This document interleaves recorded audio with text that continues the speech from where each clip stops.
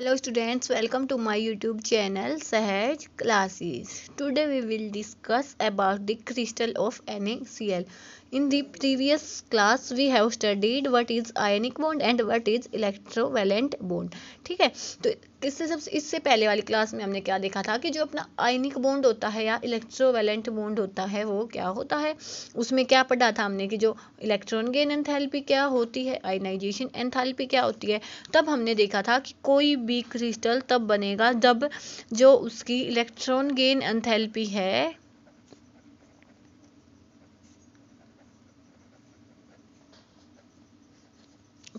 वो तो क्या हो, हाईली नेगेटिव हो। जो आयनाइजेशन एंथैल्पी है वो क्या हो, लो हो। ऐसा क्यों था? क्योंकि आयनाइजेशन एंथैल्पी का मतलब क्या है कि आउटर मोस्ट शेल में से हमें एक इलेक्ट्रॉन हटाना है। तो वो जितना इजीली हम हटा सकें, कि जितनी कम अमाउंट में भी हम उसको हटा सकें, उसको हम क्या बोलेंगे, आयनाइजेशन एंथैल्पी लो होनी चाहिए।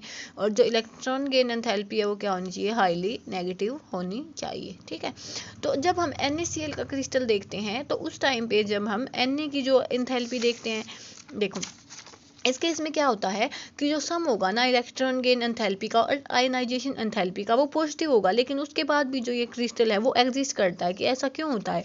तो यहाँ से हम देखेंगे कि जो आयनाइजेशन एंथैल्पी होती है Na की, वो कितनी होती है, 495.8 किलोजूल पर मोल। ऐसे इलेक्ट्रॉन गेन एंथैल्पी होती है वो Cl के लिए, वो कैसे होती है, माइनस के 348.7। जब हम इन दोनों का एडिशन करते हैं, इसके केस में आयनाइजेशन एंथैल्पी क्यों ली हमने, क्योंकि स्टेबिलिटी कब होगी इसमें, जब इसका एक इलेक्ट्रॉन हम हटा दे। तो Na से क्या मिला हमें, Na+, तो यहाँ पे तो आयनाइजेशन एंथैल्पी ली है।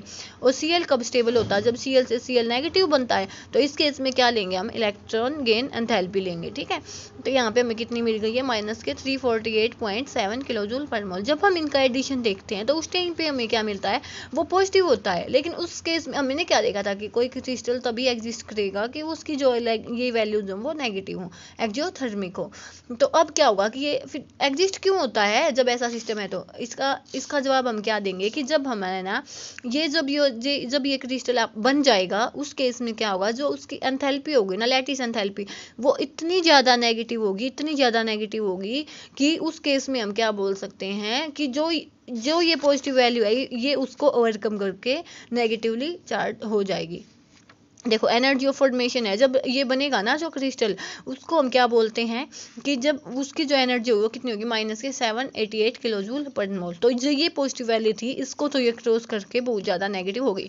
तो जब ओवरऑल देखेंगे तो ये कैंसिल होके भी जो एनर्जी हमें मिलेगी वो क्या मिलेगी, नेगेटिव मिलेगी। नेगेटिव मिलने की वजह से ये एक्जियोथर्मिक हो जाएगा। एक्जियोथर्मिक होने की वजह से ही जो ये अपना क्रिस्टल है NaCl का, वो एग्जिस्ट करेगा। तो सिंपली हमें क्या बोलना है कि आयनिक सॉलिड में मान लिया कि इनका जो एंथैल्पी है, आयनाइजेशन एंथैल्पी और इलेक्ट्रॉन गेन एंथैल्पी है, इन दोनों का सम क्या है, पॉजिटिव होता है। लेकिन जो एनर्जी हमें इसके फॉर्मेशन से मिलेगी वो क्या होगी, हाईली नेगेटिव होगी, जिसकी वजह से ये एग्जिस्ट करता है। अब क्या है कि एंथैल्पी तो हम किसके बीच में देखते हैं, टू स्टेट्स के बीच में देखते हैं।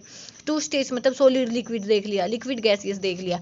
लेकिन जो एनर्जी होगी वो वन स्टेट में देखेंगे। मान लिया सॉलिड सॉलिड के बीच में कंपेयर करना है, लिक्विड लिक्विड के बीच में कंपेयर करना है, नहीं ऐसे। ठीक है, तो होप आपको ये समझ आ गया। अगर चाहे तो आप इसका स्क्रीनशॉट ले सकते हैं।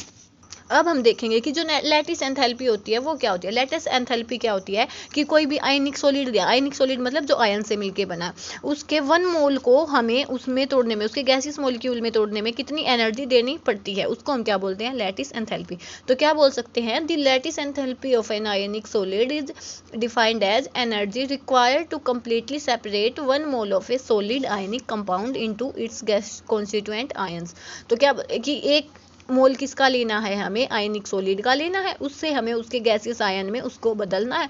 तो उसके लिए हमें कितनी एनर्जी देनी पड़ेगी, उसको हम क्या बोलते हैं, लैटिस एंथैल्पी। देखो जब हमने NaCl का क्रिस्टल बनाया है, NaCl का क्रिस्टल बनाया, तो उस टाइम हमें कितनी एनर्जी मिली थी, माइनस के 788 किलोजूल पर मोल। ऐसे ही जब हम इसको तोड़ेंगे तो वो एनर्जी हमें देनी पड़ेगी। तो इसके लिए इसका साइन क्या आ जाएगा, पॉजिटिव आ जाएगा।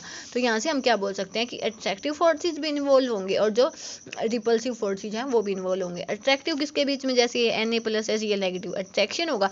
ऐसे यहाँ पे Na+ होगा तो रिपल्शन होगा, Cl नेगेटिव होगा तो रिपल्शन होगा। तो लैटिस एंथैल्पी के केस में क्या है कि जो भी एनर्जी हमें 1 मोल आयनिक सॉलिड से उसके गैसियस कंस्टिट्यूएंट में तोड़ने में में जितनी एनर्जी हमें देनी पड़ेगी उसको हम क्या बोलते हैं, लैटिस एंथैल्पी बोलते हैं। ठीक है, आज के लिए इतना काफ़ी है, कल मिलते हैं एक नए वीडियो के साथ। Thanks for watching.